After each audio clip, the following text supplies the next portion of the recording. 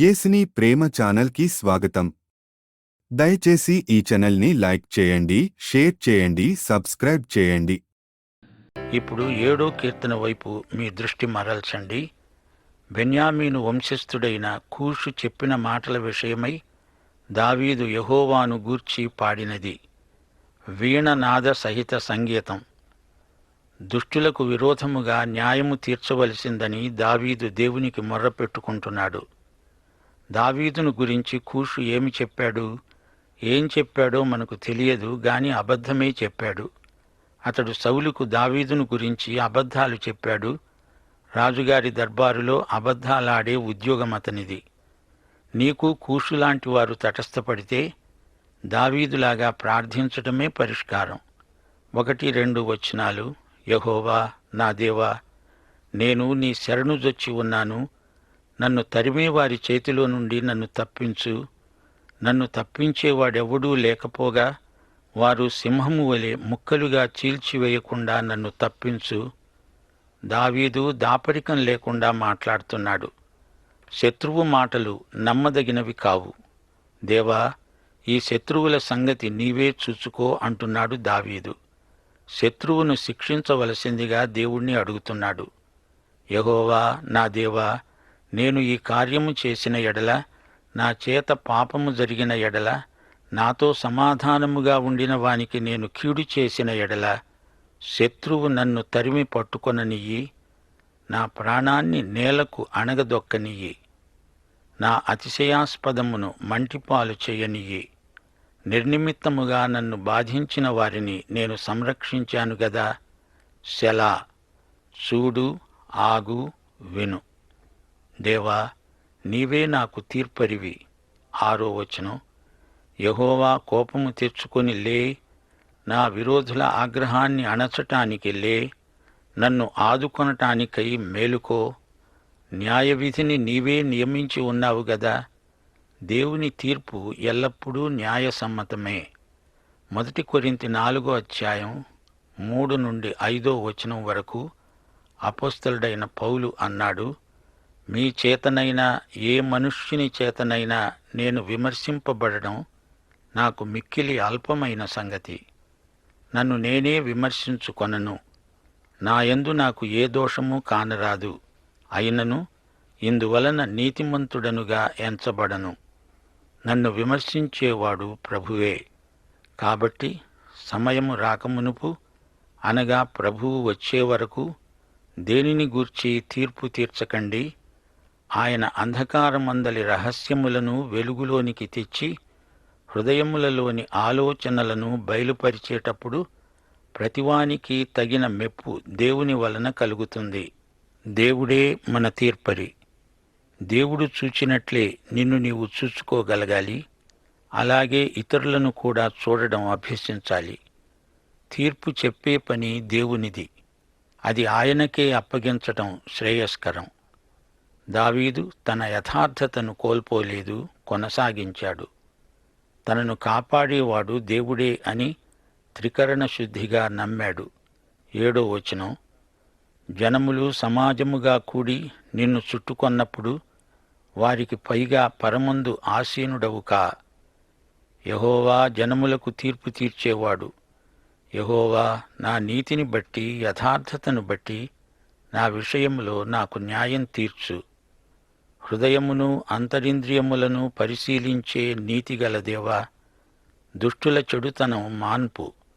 నీతిగల వారిని స్థిరపరచు. యథార్థ హృదయులను రక్షించే దేవుడే నా ఖేడమును మోసేవాడై ఉన్నాడు. న్యాయమును బట్టి ఆయన తీర్పు తీరుస్తాడు. ఆయన ప్రతిదినము కోపపడే దేవుడు. ఒక్కడూ మళ్ళని ఎడల ఆయన తన ఖడ్గానికి పదును పెడతాడు. తన విల్లు ఎక్కుపెట్టి దానిని సిద్ధపరచి ఉన్నాడు. వారి కొరకు మరణ సాధనాలను సిద్ధపరచి ఉన్నాడు. తన అంబులను అగ్నిబాణాలుగా చేశాడు. 14వ వచనం నుండి దేవుని యందు కనిపెట్టి ఉండాలనే హెచ్చరిక చేయబడింది. పాపాన్ని కనడానికి వారు ప్రసవ వేదన పడుతున్నారు. చేటును గర్భమున ధరించిన వాడై అబద్ధాన్ని కని ఉన్నాడు. వాడు గుంట తవ్వి దానిని లోతు చేశాడు. తాను తవ్విన గుంటలో తానే పడిపోయాడు. వాడు తలంచిన చేటు వాని నెత్తిమీదికే వస్తుంది. వాడు యోచించిన బలాత్కారం వాని నడినెత్తి మీదనే పడుతుంది. యెహోవా న్యాయము విధించేవాడని నేను ఆయనకు కృతజ్ఞతాస్తుతులు సమర్పిస్తాను. సర్వోన్నతుడైన యెహోవా నామమును కీర్తిస్తాను. పాపం కొనసాగితే దాని విషఫలితాలు అక్కడికక్కడే కనిపిస్తాయి. కడగండ్లను ప్రసవించినట్లే అవుతుంది. యాకోబు పత్రిక 1వ అధ్యాయం 14-15 వచనాలు ఇదే ఆలోచనను వ్యక్తం చేస్తాయి. ప్రతివాడు తన స్వకీయమైన దురాశ చేత ఏడ్వబడి మరులు కొల్పబడిన వాడై శోధించబడతాడు. దురాశ గర్భము ధరించి పాపాన్ని కనగా పాపము పరిపక్వమై మరణాన్ని కంటుంది. పాపమనే గుంటను చేజేతులా తవ్వుకొని మానవుడు అందులోనే పడిపోతాడు. ఇతరులకు ఉద్దేశించిన కీడు తమ మీదికే రావటం జరుగుతుంది. చిట్టచివరికి గేయకారుడు దేవునికి కృతజ్ఞతాస్తుతులు సమర్పిస్తున్నాడు. దేవుని నీతి మనలో ఉండగా ఎవరెన్ని నిందలు ప్రచారం చేసినా మనకు ఎట్టి కీడు కలగదు.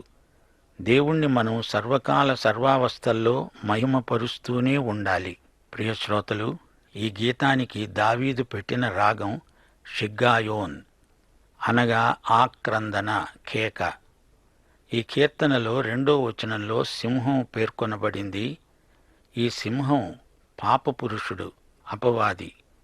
1 పేతురు 5వ అధ్యాయం 8వ వచనం, మీ విరోధి అయిన అపవాది ఎవరిని మింగేదా అని గర్జించే సింహము వలె వెదుకుతూ తిరుగుతున్నాడు.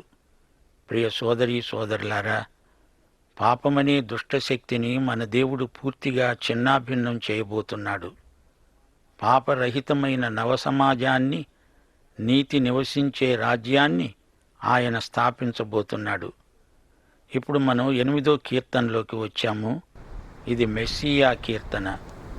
యేసుక్రీస్తు యొక్క మానవత్వము, మానవుడై ఆయన సాధించిన విజయము ఈ కీర్తనలో గానం చేయబడిన అంశాలు.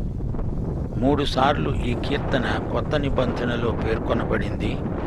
యేసు ప్రభువు యెరూషలేములోకి విజయప్రవేశం చేసే సందర్భంలో ఆయనే స్వయంగా ఈ కీర్తనలో నుండి ఉదహరించాడు. దేవాలయంలో పిల్లలు హోసన్నా నినాదాలు చేయసాగారు. అప్పుడు ప్రధాన యాజకులు, శాస్త్రులు అన్నారు, వీరు చెప్తున్నది వింటున్నావా? అప్పుడు యేసు ప్రభు అన్నాడు, మీరు ఎన్నడూ చదవలేదా? బాలుర యొక్క, చంటి పిల్లల యొక్క నోట స్తోత్రము సిద్ధింపచేశావు అని రాసి ఉంది కదా. మత్తయి శుభవార్త 21వ అధ్యాయం 17వ వచనం. చూచారా శ్రోతలు? ఈ మాట 8వ కీర్తనలోని వచనమే.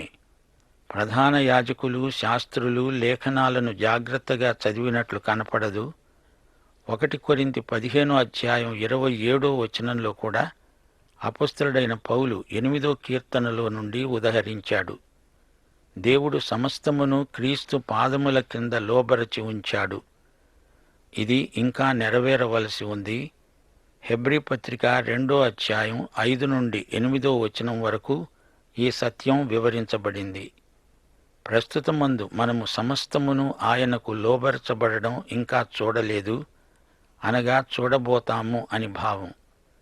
హెబ్రీ పత్రిక 2వ అధ్యాయం 9వ వచనం, దేవుని కృప వలన ఆయన ప్రతి మనుష్యుని కొరకు మరణము అనుభవించున్నట్లు దూతల కంటే కొంచెము తక్కువ వాడుగా చేయబడిన యేసు మరణము నొందినందున మహిమా ప్రభావములతో కిరీటము ధరించిన వానిగా ఆయనను చూస్తున్నాము.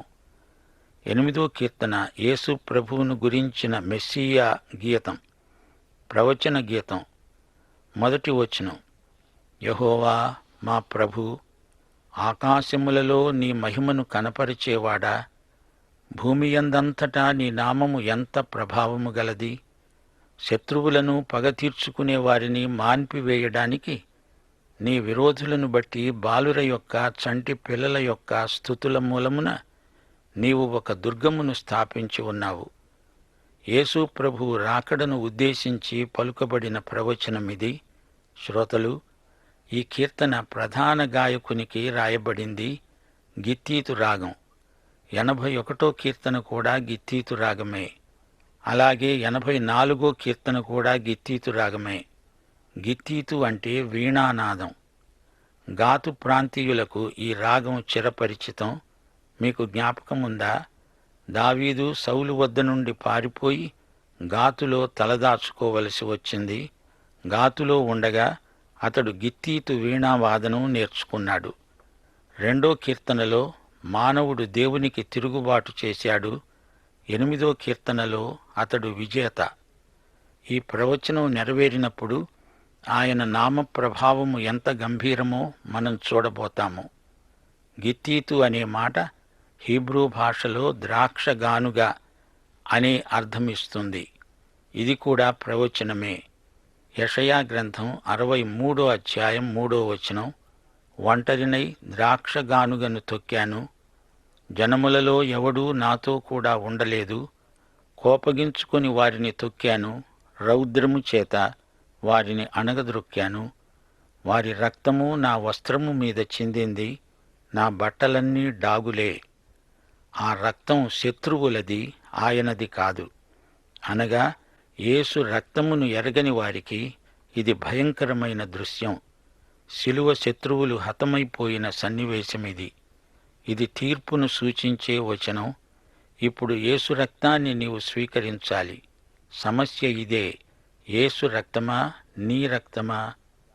8 కీర్తన దావీదు రచన.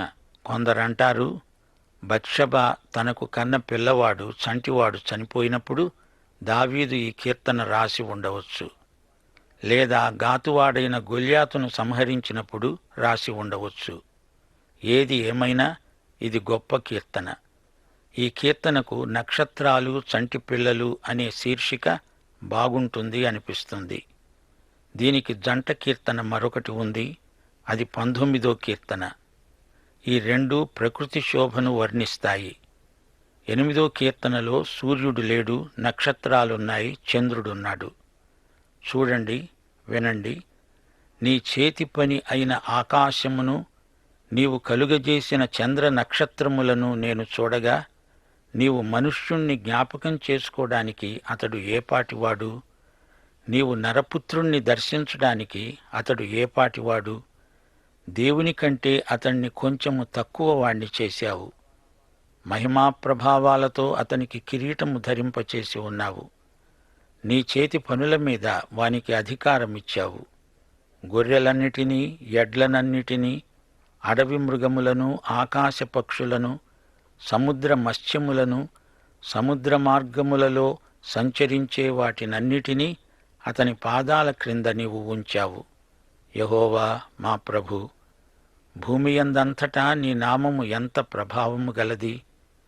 ప్రియ శ్రోతలారా, యేసు ప్రభువుకు చిన్న పిల్లలంటే ఎంత ఇష్టమో గమనించారా? మత్తయి సువార్త 18 అధ్యాయం 3 వచనంలో ప్రభువు ఏమన్నాడు? మీరు మార్పు నొంది చిన్న బిడ్డల వంటి వారైతేనే కాని పరలోక రాజ్యములో ప్రవేశింపలేరు. యేసు ప్రభు యెరూషలేములో ప్రవేశిస్తూ ఉంటే ఆయనను స్తుతిస్తూ హోసన్న గీతములు పాడింది చిన్నారి బాలలే. యేసు ప్రభువు తిరిగి మహిమలో వచ్చినప్పుడు మనమంతా అలాగే బాలలమై ఆయనకు హోసన్న స్వాగత గీతం పాడదాము. దేవునికి స్తోత్రం. రక్షణ పొందటం అంటే, తిరిగి జన్మించటం అంటే చిన్న పిల్లలమైపోవటమే. చిన్నారి బాలలమై దేవుని కుటుంబంలో కల్లా కపటమెరగని శిశువులమై, నిర్మలమైన వాక్యమనే పాల కోసం ఏడ్చే పిల్లలమై ఉండిపోతే ఎంత బాగుండు. కొందరు పెద్దల బడాయిలు, ప్రగల్భాలు వింటుంటే మనకు అలానే అనిపిస్తుంది గదూ. ఈ కీర్తనలో ప్రకృతి సృష్టికి మానవునికి ఉన్న సంబంధం చూపబడింది. ఆకాశ నక్షత్రాలు, చంద్రుడు మొదలైన గ్రహాల చలనాన్ని నియమించిందెవరు? యేసుక్రీస్తే. ఈ సమస్త సృష్టి దేవుని చేతి పనే. మనల్ని రక్షించడానికి దేవుడు తన బాహువు చాచాడు. ఈ జగత్తును తన వ్రేళ్లతో రూపొందించాడు. యెషయా గ్రంథం 53 అధ్యాయం 1 వచనం ఇదే మాట పలుకుతోంది. మేము తెలియచేసిన సమాచారము ఎవడు నమ్మాడు? యెహోవా బాహువు ఎవరికి బయలుపరచబడింది? యెహోవా బాహువు అంటే దేవుని రక్షణ సువార్త, అనగా యేసుక్రీస్తే. సృష్టి గొప్పది, సృష్టికర్త అంతకంటే గొప్పవాడు. సృష్టిని కాదు, మనం సృష్టికర్తను ఆరాధిస్తాము. మానవుడేపాటివాడు? పతనమైన వ్యక్తి. ఆదాము పడిపోయి మానవుడయ్యాడు. మానవుడు అనే మాటకు పాపి అని అర్థం వచ్చింది. ఈ మానవుణ్ణి దేవుడు ఎందుకు ప్రేమించాడు? కారణం ఆయనకే తెలుసు. ఆయన కృప మనల్ని రక్షించింది. ఆయన శిలువ మరణం ఆయన ప్రేమకు పరాకాష్ట. పాత నిబంధన కాలంలో యేసు యెహోవా దూతలాగా వచ్చాడు. కాని బెత్లెహేములో శిశువుగా జన్మించినప్పుడు దేవదూత కంటే తక్కువ వాడయ్యాడు. తనను తాను తగ్గించుకున్నాడు. దేవుడిచ్చిన ఆధిక్యాన్ని, మహిమను మానవుడు పోగొట్టుకున్నాడు. అయితే ఆయన రెండో రాకడలో తాను పోగొట్టుకున్నది మానవునికి తిరిగి రానై ఉన్నది. ప్రియశ్రోతలు, రోమాపత్రిక 1వ అధ్యాయం 20వ వచనం మననం చేయండి. ఆయన అదృశ్య లక్షణములు, అనగా ఆయన నిత్యశక్తి, దేవత్వము, జగదుత్పత్తి మొదలుకొని సృష్టింపబడిన వస్తువులను ఆలోచించటం వల్ల తేటపడుతున్నాయి. గనుక వారు నిరుత్తరులై ఉన్నారు. సృష్టి యావత్తూ ఇదివరకు ఏకగ్రీవముగా మూలుగుతూ ప్రసవ వేదన పడుతున్నది. 2 కొరింథీ 3వ అధ్యాయం 18వ వచనం, మనమందరము ముసుకులేని ముఖముతో ప్రభువు యొక్క మహిమను అద్దము వలె ప్రతిఫలింపచేస్తూ మహిమ నుండి అధిక మహిమను పొందుతూ ప్రభువైన ఆత్మచేత ఆ పోలికగానే మార్చబడుతున్నాము. దేవునికి స్తోత్రం. పాఠం సమాప్తం. ప్రభువైన యేసుక్రీస్తు వారి దివ్య కృప, తండ్రి అయిన దేవుని పరమ ప్రేమ, పరిశుద్ధాత్మ యొక్క అన్యోన్య సహవాసము మనకందరికీ తోడై ఉండునుగాక. ఆమేన్. దయచేసి ఈ ఛానల్ని లైక్ చేయండి, షేర్ చేయండి, సబ్స్క్రైబ్ చేయండి.